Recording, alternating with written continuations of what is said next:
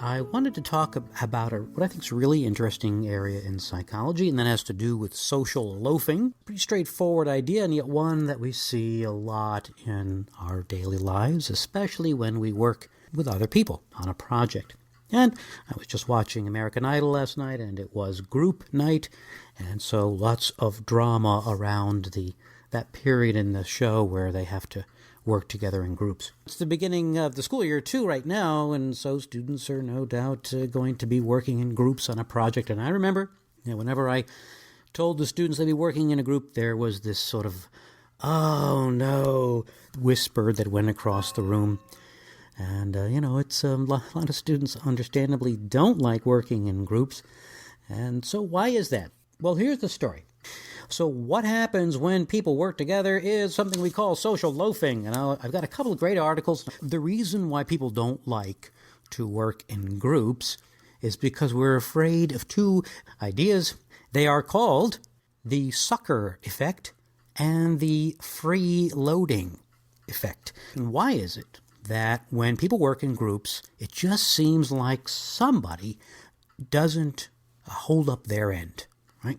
And that's social loafing. So if you were working alone, you would work hard. When you work in a group of other people, what happens? There's this dynamic, right? You sort of try to figure out how hard is everybody else working? Because you don't want to work too hard, because then you're a sucker, okay? Because everybody else is working less hard than you, and those people are the freeloaders, right? So it sometimes is okay to be a freeloader, though you might not think of yourself as such. But people don't like to be suckers either, which also has something to do with equity and how important it is to have balance and fairness.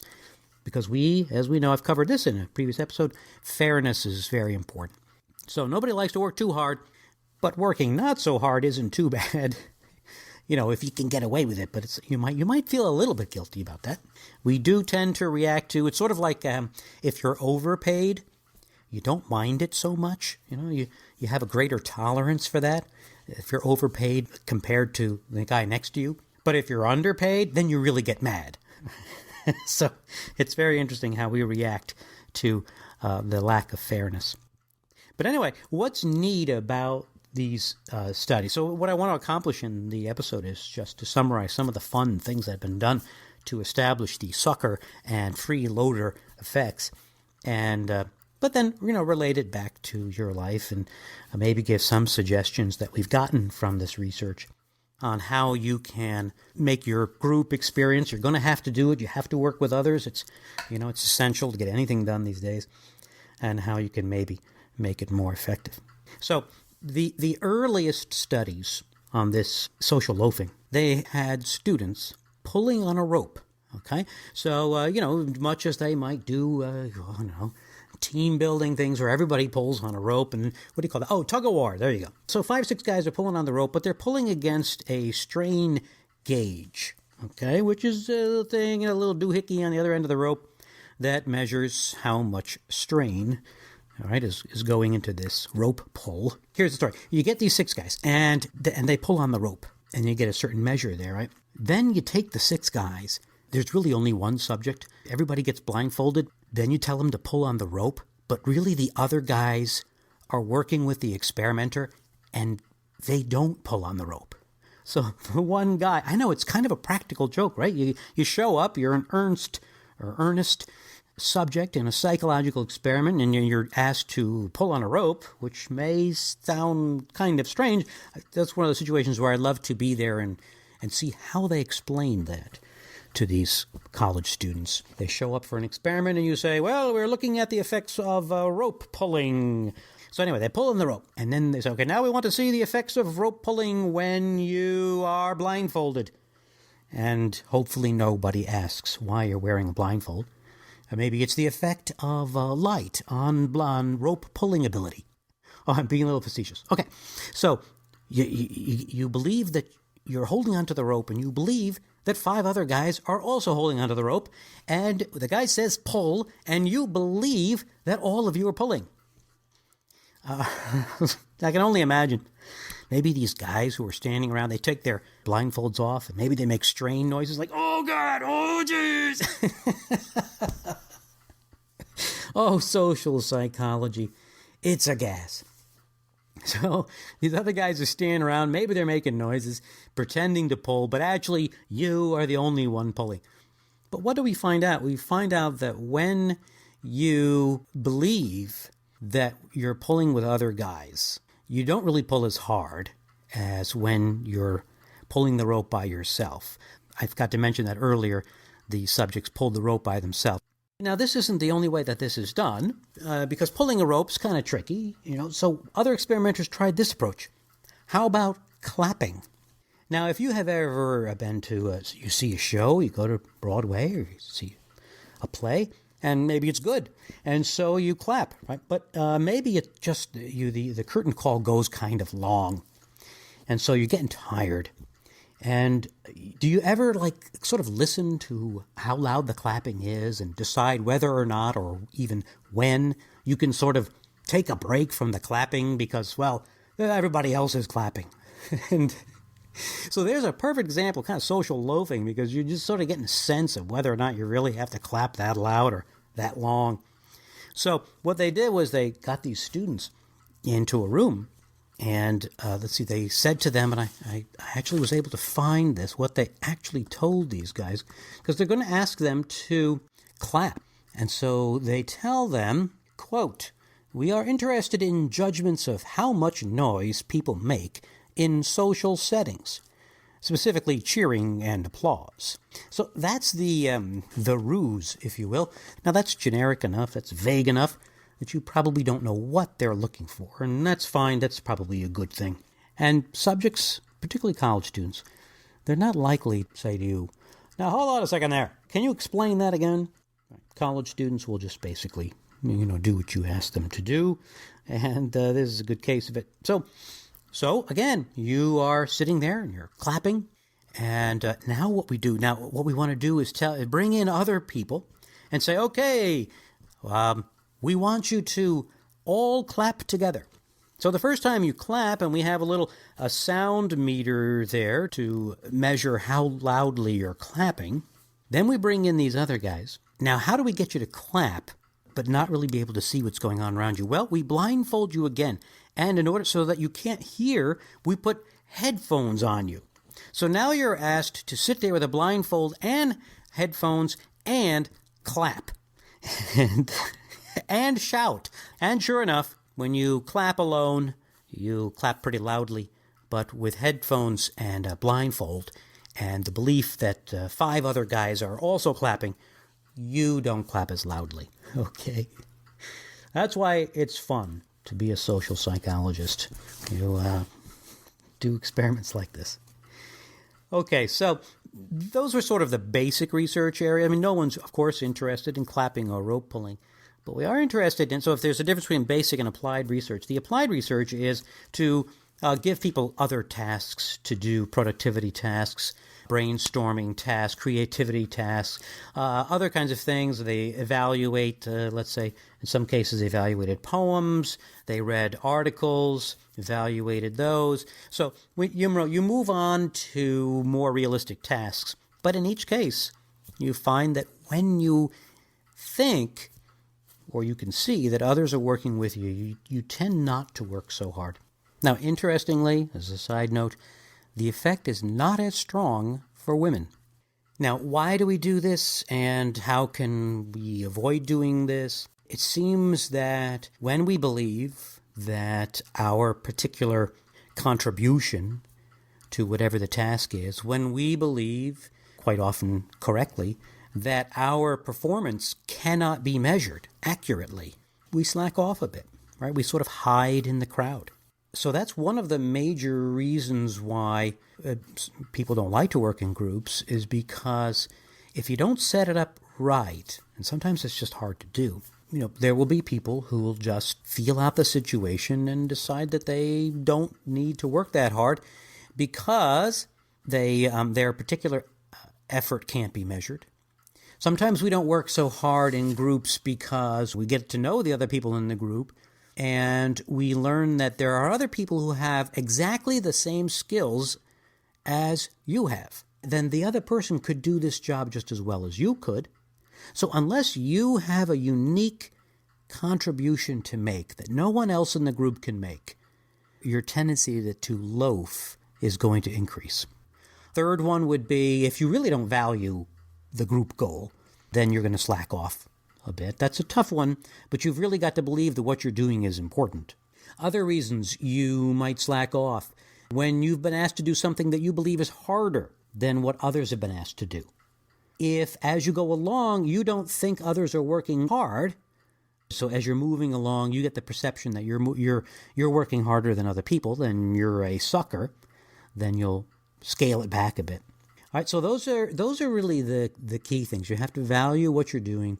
You have to believe that your effort can be measured, that you have a unique contribution to make, and that you're working about as hard as everyone else in the group.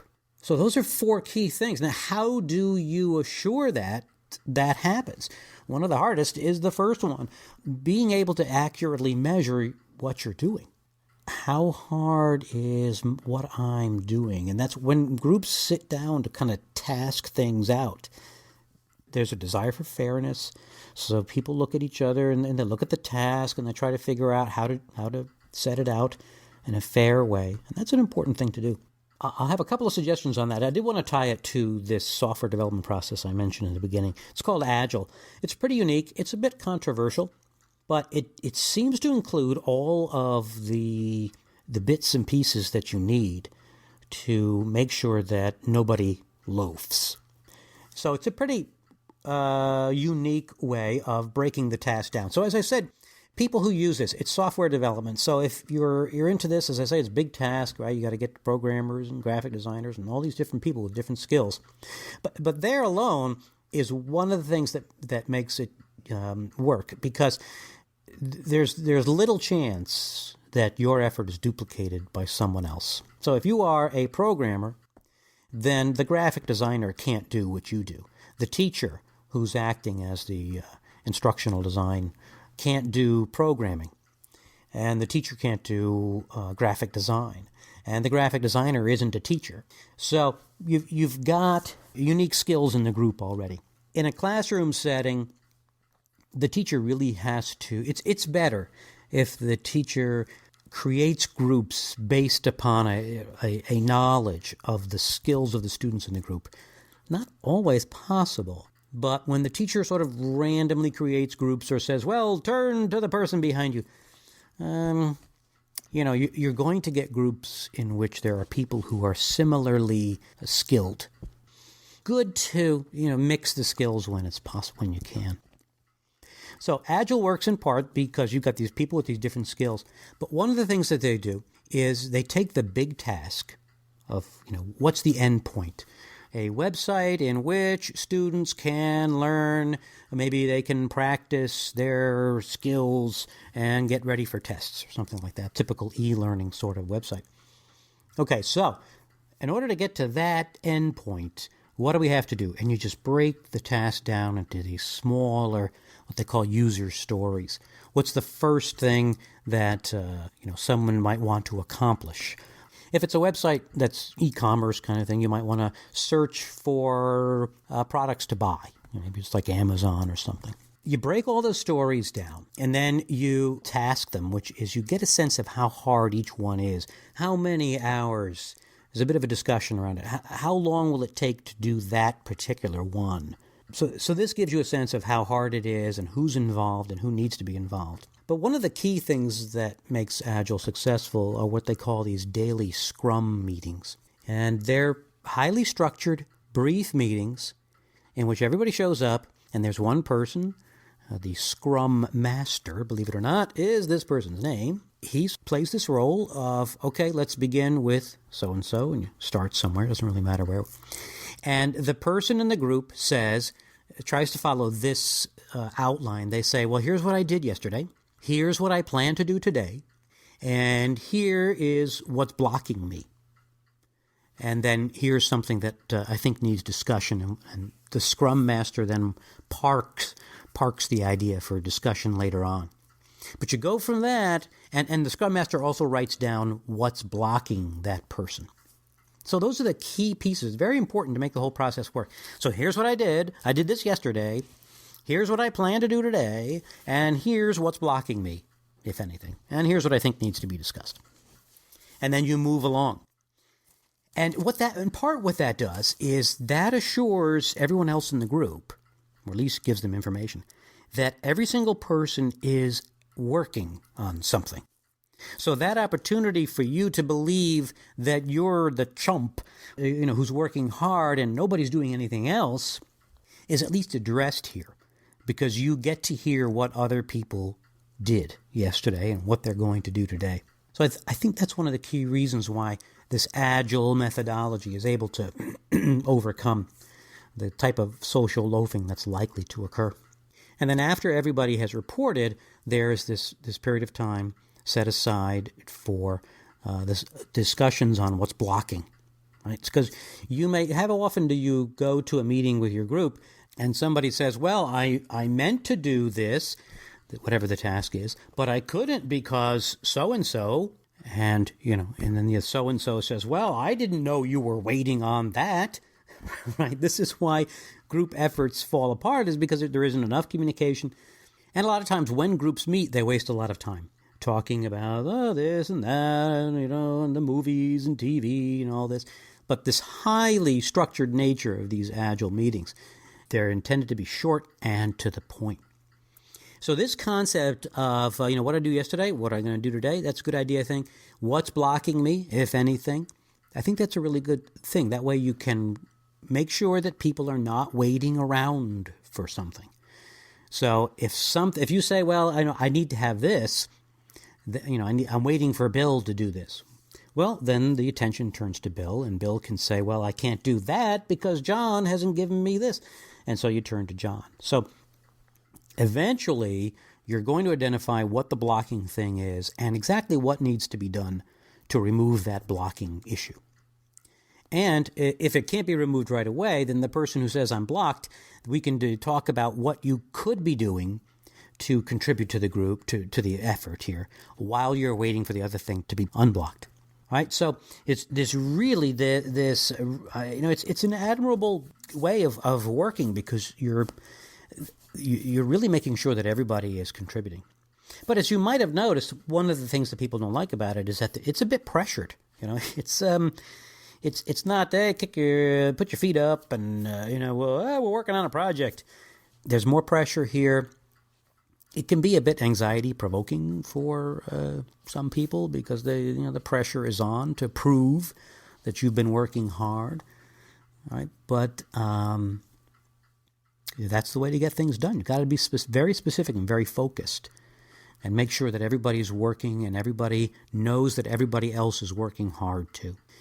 But other things that they'll do is look very specifically at the amount of time. How much time do we have? How far are we in relation to the time that we set for this? How close are we? How much? We set this out into 8 tasks. There are 5 of them done. We have this much time left. Can we complete what we need to do in that much time? I mean, every job and every group project you do may not need this level of specificity and pressure. But I certainly think there are some ideas here that could be borrowed. So I have a couple of links to the Agile process on the website, but it's Agile, and you can look it up online, a couple of good sites. And the other thing I think is interesting too, before I leave the Agile methodology, is they do take time to answer the question, how do we define done? How do we know that this task is done, and that we can leave it behind and move on to the next one? And that, I think, also helps the team members to decide whether or not they're putting too much effort into this piece or too little. So when you decide, right, it's that sense of, okay, here's the time that we have until March 8th. Here are the tasks. There's 8 of them. Here's, number 1 is going to be Bill, 2 is going to be Jerry, and 3 is going to be Mary. And what does it mean? Do we all agree as to what it means when Mary can say that task is done? What will it look like? What will we have? So that we know we can move on to the next thing. Pretty powerful stuff. Okay, so in summary, unless you're going to be building software, which not a lot of people are going to be doing, Here's my summary of at least what you need to think about. Make sure everybody thinks the job's important. The ultimate goal is important. Make sure all the group members have different skills and a unique contribution to make. Make sure there's some way to measure everybody's performance in some unique way. They can get a grade on it, or at least it's capable of looking at each person's contribution. All right, and so what I used to do as a teacher, I didn't know it was terrible. It was extremely effective, but I would let one of the policies was that everybody in the group had to, when the project was over, grade themselves and grade everyone else in their group on the extent of effort that person put into the task. So I think that's a good thing to do. Other things that I think are important have to do with the idea that I think one of the things that we learned is that assigning roles is really important. I mean, it's at every meeting, somebody should be the note taker. Somebody should be the timekeeper, right? I mean, somebody is maybe the questioner, depends on what roles are needed, but you've really got to assign those, or else people just kind of sit back. And you can, of course, move around the group in terms of who's the note taker this week. So other ideas were given back in episode 97, I think it was, where I talked about meetings. And so might want to look back at that. It's called The Psychology of Effective Meetings. So some other ideas in there. But as far as if you're a student and you're listening to this, hopefully some of this has been useful. The other thing you need to do is really be specific. You have to list exactly what you need to do, what exactly is needed in order to call this job done, breaking it down from a big thing into smaller things. And meet as often as you can. Right? Once a week, depends on what your deadline is, probably not good enough. If you met every 2 or 3 days and then even went through that process, I don't think it's too onerous to say, okay, Bill, what'd you do since the last meeting? All right, somebody writes that down. Okay, so what are you working on now? All right, and maybe he says, I don't know what to work on, so that needs to be parked for a discussion. And then move on to the next person. Mary, how'd it go? What's been doing since the last time? What are you doing this time? What are you doing today or till the next meeting? Anything blocking you? Well, let people talk about what might be blocking them. Park the issues so that you can keep yourself focused, and then whoever the group leader is can go through each one of those either blocking issues or issues that need discussion. Really keep yourself focused on the task. All right, thanks so much.